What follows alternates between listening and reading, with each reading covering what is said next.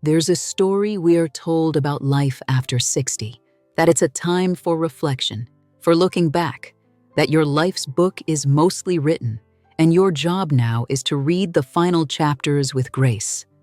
And that is a beautiful story. But it is not the only one, and it may not even be the truest one. Because what if you are not the reader? What if you are the author, and someone just handed you a brand new, empty notebook? Let's try a little experiment with that idea, just for a moment. Imagine that no one in the world knows your story. Your children don't know you as their parent. Your friends don't know your history of triumphs and heartaches. The person you see in the mirror isn't carrying the weight of yesterday's decisions. All of it, the successes, the stumbles, the titles you held, the roles you played, all of it is gently set aside, like a heavy coat you didn't realize you were wearing, now resting on a chair in the other room. You are here, simply as you are, a soul in a body, breathing in the light of a new day. If this were true, if no one knew your past, what would you write on the first blank page of that new book? What story would you choose to tell next? It's a curious question, isn't it? Because for so long, our lives are a story written in permanent ink. The chapter of childhood, drafted by others. The chapters of career and family, co-authored with partners and pressures. The chapters of responsibility, of duty, of striving. We have read them and reread them so many times we believe the book is nearing its end. Society encourages this. It pats us on the back and says, "Well done. Now, sit back and tell us the old stories." It hands us a rocking chair and a photo album and suggests that our primary role now is to be a living library of the past. And that is a beautiful role. There is deep wisdom in the stories we hold. They are precious. They are sacred. They are the soil from which we have grown. But what if you are not just the library? What if you are also the author, and the pen is still in your hand? What if these years, the ones after 60, 70, 80, what if they aren't the epilogue at all? What if they are the most expansive, the most interesting, the most surprising chapters of the entire book? The ones where the protagonist, after a lifetime of quests for others, finally turns inward and asks, "And now, what about me?" The world wants to know about the mountains you've already climbed. It asks for the highlight reel. But I want to ask about the unwritten parts. I want to ask about the quiet curiosity that still hums within you, like a forgotten melody.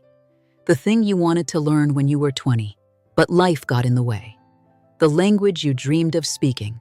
The instrument you wished you could play, even badly. The kind of art you wanted to make, not for a gallery, but for the sheer, private joy of seeing a color come to life on a canvas. Have you ever allowed yourself to listen to that hum? Not as a regret for what wasn't, but as a gentle invitation for what could still be. Perhaps one of your unwritten chapters is titled, "The Year I Finally Learned to Listen to the Birds," not just to hear them, but to know them, to sit by the window with a cup of tea and a small book and finally learn the difference between the call of a finch and the song of a sparrow, a chapter of small, quiet attention. Or maybe there's a chapter called The Unexpected Friendship. You've had your circle for decades. You know their stories, they know yours. It's comfortable, it's safe. But what would it feel like to open the door to someone new? A young person in your neighborhood, a stranger at the library, a new member of a club you impulsively decided to join. A friendship not based on shared history, but on a shared, present curiosity.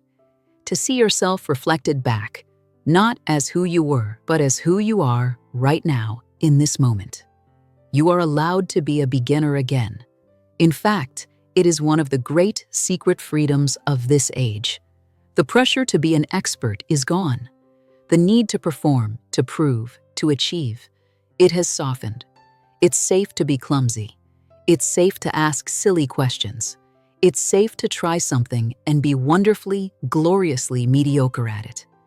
The joy is not in the mastery, it is in the trying. The joy is in the expansion of your own being.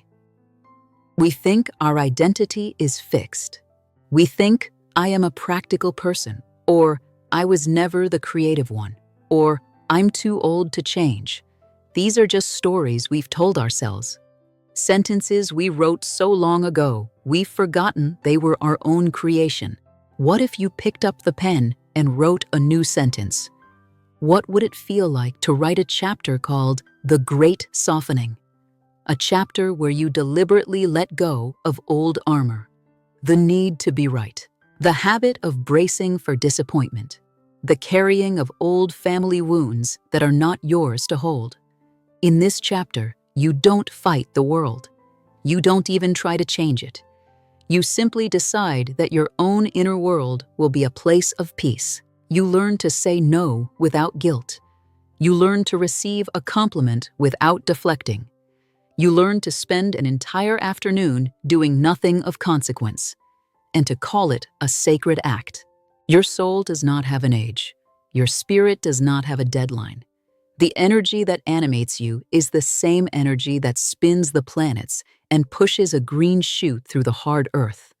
It is timeless, it is creative, and it is always, always moving toward more life.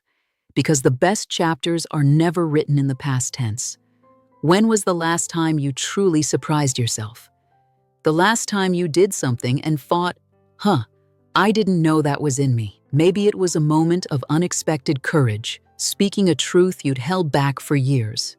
Maybe it was a flash of pure childish delight, laughing so hard that tears streamed down your face over something utterly ridiculous. Maybe it was looking in the mirror and instead of seeing the lines and the changes, you saw the incredible resilience, the deep well of wisdom in your own eyes, and felt a rush of profound love for the person looking back. These moments are glimpses. They are clues from your soul, whispering about the unwritten chapters. They are reminding you that the story is not over. The character you are playing is still evolving. In fact, this might be the most fascinating part of the character's arc, the part where they become truly, authentically themselves. There is a story that your past has prepared you to write, not a story about your past, but a story that could only be written from the wisdom your past has given you. Perhaps it's a chapter of fierce, quiet advocacy for something you believe in, now that you no longer care what other people think. Perhaps it's a chapter of profound forgiveness, not for anyone else's benefit, but for your own. A deliberate, conscious decision to bless the path behind you without needing to walk it again. To release the heavy stones of resentment you've been carrying in your pockets for miles, and to feel the sudden lightness in your step. Or perhaps, to the absolute shock and delight of everyone, especially yourself, it is a chapter titled The Year of the Open Road. The year you finally got your motorcycle license, feeling the wind on your face not as a memory of youth, but as the thrilling, vibrant proof that your adventure is happening right now. Or maybe, just maybe, it's a chapter about love. Not the frantic, searching love of youth, but a deep, steady, unconditional love. Love for your own body, exactly as it is with its aches and its wisdom. Love for the quiet moments. Love for the people in your life, seeing them not as who you wish they were, but as they are. And perhaps even the quiet blooming of a new romance, one built not on dazzling chemistry, but on the gentle comfort of two souls who know themselves well enough to finally meet another with honesty and grace. It's all possible. The page is blank, so I invite you to a small, gentle practice. It's just for you. No one else ever needs to see it. Sometime today, or this week, find a real piece of paper. It doesn't have to be a fancy notebook. The back of an envelope will do. Find a pen that feels good in your hand, and I want you to write a single sentence, a title for a chapter you would like to begin. Don't overthink it. Let the first thing that comes to your heart flow onto the page. It might be the chapter where I learned to paint with watercolors, badly and joyfully. The chapter of saying yes to spontaneous coffee invitations. The chapter of walking in the woods and listening. The chapter where I finally write down my mother's recipes. The chapter where I forgive my younger self.